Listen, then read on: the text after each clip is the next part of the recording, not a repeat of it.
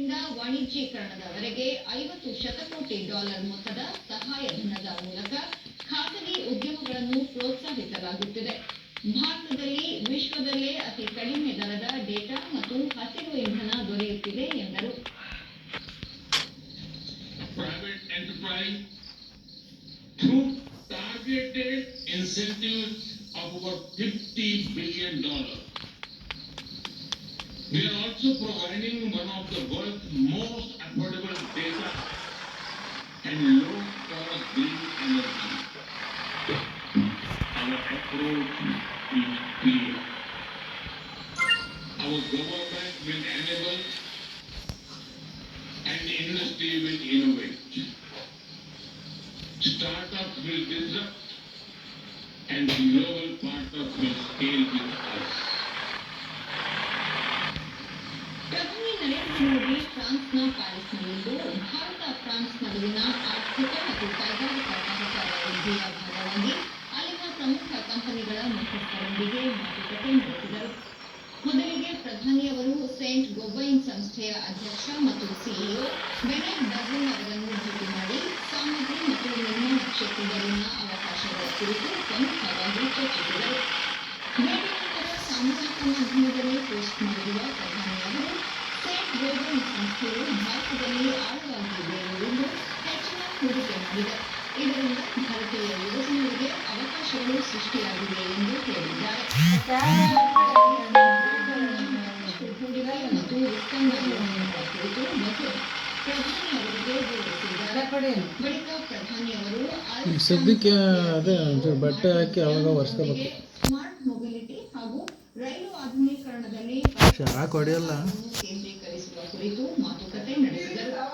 ತಂತ್ರಜ್ಞಾನ ವಲಯಕ್ಕೆ ಸಂಬಂಧಿಸಿದಂತೆ ಪ್ರಧಾನಿ ಅವರು ಮಿಸ್ಟ್ರಾಲ್ ಎಐ ಸಂಸ್ಥೆಯ ಸಹ ಸಂಸ್ಥಾಪಕ ಹಾಗೂ ಸಿಇಒ ಆರ್ಥರ್ ಮೆನ್ಶ್ ಅವರೊಂದಿಗೆ ಜವಾಬ್ದಾರಿಯುತ ಎಐ ಬಳಕೆ ಹಾಗೂ ಕೃತಕ ಬುದ್ಧಿಮತ್ತೆಯಲ್ಲಿ ನಾವೀನ್ಯತೆ ಕುರಿತಂತೆ ಚರ್ಚೆ ನಡೆಸಿದರು.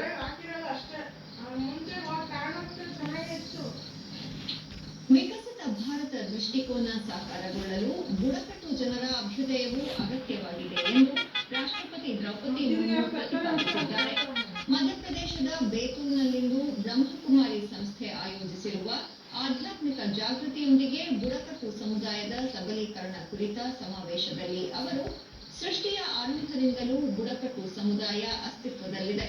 ಆಧ್ಯಾತ್ಮಿಕತೆಯೊಂದಿಗೆ ಪ್ರಕೃತಿಯನ್ನು ಆರಾಧಿಸುವ ಬುಡಕಟ್ಟು ಜನರು ಜಲ, ವಾಯು, ಅಗ್ನಿಯನ್ನು ಪೂಜಿಸುತ್ತಾರೆ.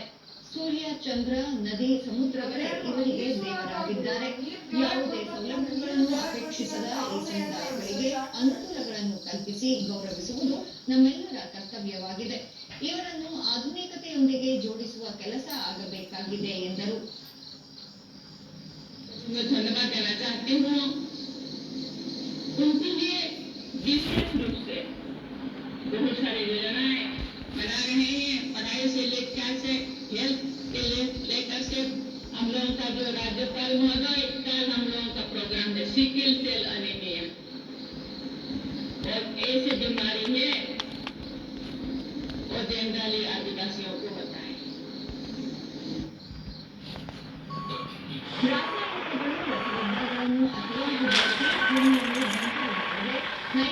ಕೃಷಿ ಅಭಿವೃದ್ಧಿ ಮತ್ತು ಸಂಸ್ಕೃತಿಯ ಸಮತೋಲನ ಸಮಾಜಕ್ಕೆ ಮತ್ತು ಜಾಗೃತಿಯಿಂದ ಸಬಲೀಕರಣಗೊಂಡರೆ ಮಾತ್ರ ನಿಜವಾದ ಸಬಲೀಕರಣವಾಗುತ್ತದೆ. ಬಡತಿ ಸಂಸ್ಕೃತಿ ಹೆಚ್ಚುತ್ತಿರುವ ಇಂದಿನ ದಿನಗಳಲ್ಲಿ ಸಮಾಜದ ಎಲ್ಲಾ ವರ್ಗಗಳಲ್ಲಿ ಆಧ್ಯಾತ್ಮಿಕ ಪರಿಶುದ್ಧತೆ ತುಂಬಾ ಮುಖ್ಯವಾಗಿದೆ ಎಂದು ರಾಷ್ಟ್ರಪತಿ ಬೆಳಗ್ಗೆ ನೋಡೋಣ.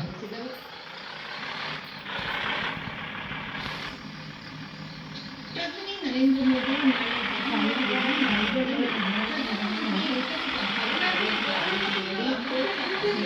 ವಿತರಿಸಲಿದ್ದಾರೆ.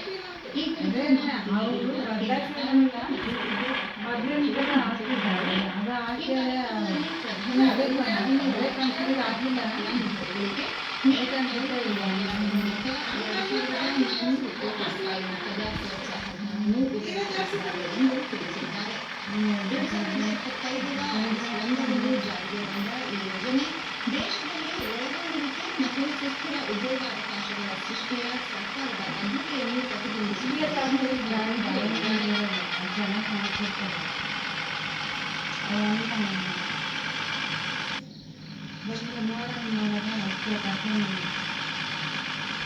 ಈಗ ಜಾಹೀರಾತು ನಂತರ ವಾರ್ತಾ ಪ್ರಸಾರ ಮುಂದುವರಿಯುವುದು. गुड गर्ल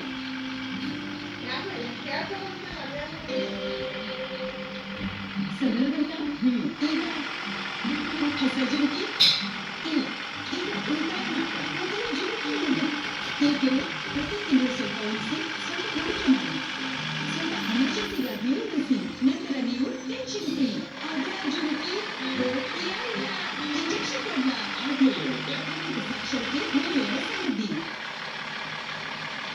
ರಕ್ಷಣಾ ಸಚಿವ ರಾಜನಾಥ್ ಸಿಂಗ್ ನಾಳೆ ನಾಗ್ಪುರದ ಅಂಬಾಜರಿಯ ಯಂತ್ರ ಇಂಡಿಯಾ ಲಿಮಿಟೆಡ್ ಶಸ್ತ್ರಾಸ್ತ್ರ ಕಾರ್ಖಾನೆಯಲ್ಲಿ 10,000 ಟನ್ ಸಾಮರ್ಥ್ಯದ ಅಲ್ಯೂಮಿನಿಯಂ ಕರಗಿಸುವ ಸ್ಥಾವರಕ್ಕೆ ಶಂಕುಸ್ಥಾಪನೆ ನೆರವೇರಿಸಲಿದ್ದಾರೆ. ಉದ್ದೇಶಿತ ಅಲ್ಯೂಮಿನಿಯಂ ಕರಗಿಸುವ ಸ್ಥಾವರವು ರಕ್ಷಣಾ ಉತ್ಪಾದನಾ ವಲಯಕ್ಕೆ ಪ್ರಮುಖ ರಾಷ್ಟ್ರೀಯ ಆಸ್ತಿಯಾಗಿದೆ. ರಕ್ಷಣಾ ಮತ್ತು ಏರೋಸ್ಪೇಸ್ ಕ್ಷೇತ್ರಗಳ ಅವಶ್ಯಕತೆಗಳನ್ನು ಪೂರೈಸಲು ಹೆಚ್ಚಿನ ಸಾಮರ್ಥ್ಯ ಮತ್ತು ನಿಖರವಾದ ಅಲ್ಯೂಮಿನಿಯಂ ಮಿಶ್ರಲೋಹವನ್ನು ವಿನ್ಯಾಸಗೊಳಿಸುವ ರಾಷ್ಟ್ರದ ಸಾಮರ್ಥ್ಯವನ್ನು ಇದು ಬಲಪಡಿಸುತ್ತದೆ. ಆತ್ಮನಿರ್ಭರ ಭಾರತ ದೃಷ್ಟಿಕೋನದ ಅಡಿಯಲ್ಲಿ ಸ್ಥಳೀಯ ಉತ್ಪಾದನೆಯನ್ನು ಬೆಂಬಲಿಸಲು ಈ ಯೋಜನೆಯು ಸಹಾಯ ಮಾಡುತ್ತದೆ ಎಂದು ರಕ್ಷಣಾ ಸಚಿವಾಲಯ ತಿಳಿಸಿದೆ.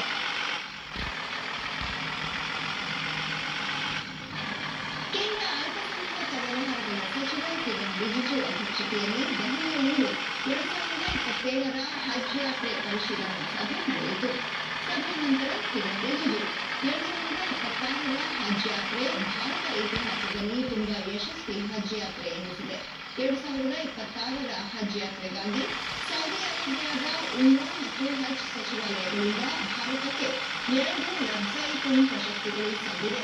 2027ರ ಹಜ್ ಯಾತ್ರೆಗೆ ಸರ್ಕಾರ ಹೊಸ ಹಜ್ ನೀತಿಯನ್ನು ಪ್ರಕಟಿಸಲಿದ್ದು, ಈ ವರ್ಷಕ್ಕಿಂತಲೂ ಮುಂದಿನ ವರ್ಷ ಯಾತ್ರೆ ಉತ್ತಮವಾಗಿ ನಡೆಯುವ ವಿಶ್ವಾಸವಿದೆ ಎಂದರು.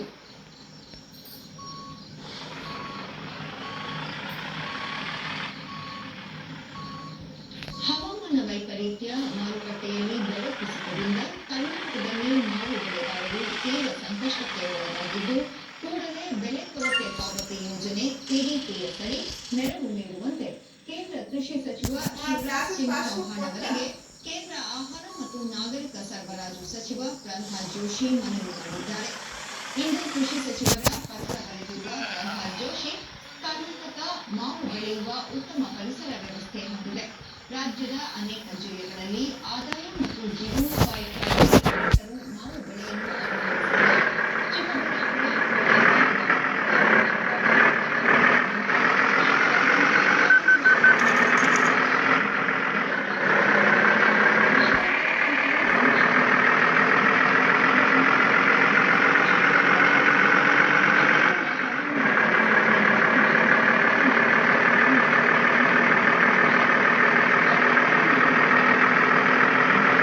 ವರ್ಷದಂತೆ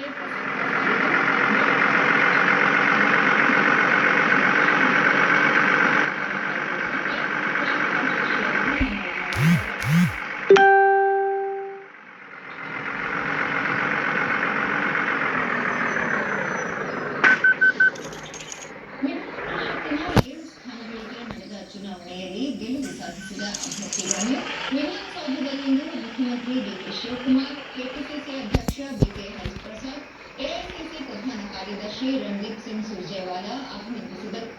ಸುದ್ದಿಗೋಷ್ಠಿಯಲ್ಲಿ ಮುಖ್ಯಮಂತ್ರಿ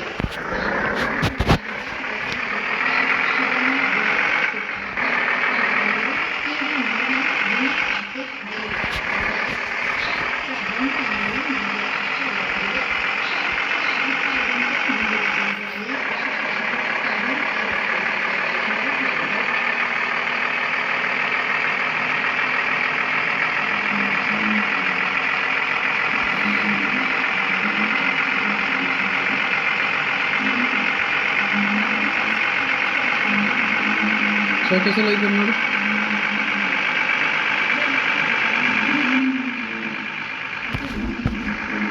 ಹಾಂ ಕೊಟ್ಟಿದ್ದೀನಿ.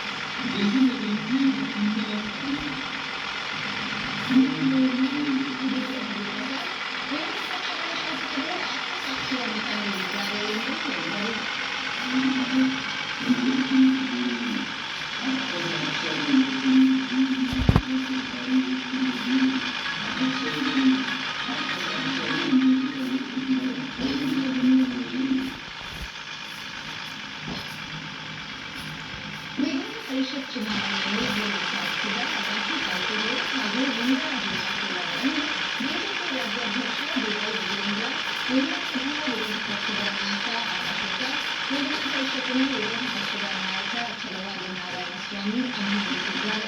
ವಿಧಾನಸೌಧದ ಬಿಜೆಪಿ ಶಾಸಕಾಂಗ ಕಚೇರಿಯಲ್ಲಿ ನಾಯಕರು ವಿಜೇತ ಅಭ್ಯರ್ಥಿಗಳಿಗೆ ಹೂಗುಚ್ಛ ನೀಡಿ ಅಭಿನಂದನೆ ಸಲ್ಲಿಸಿದರು.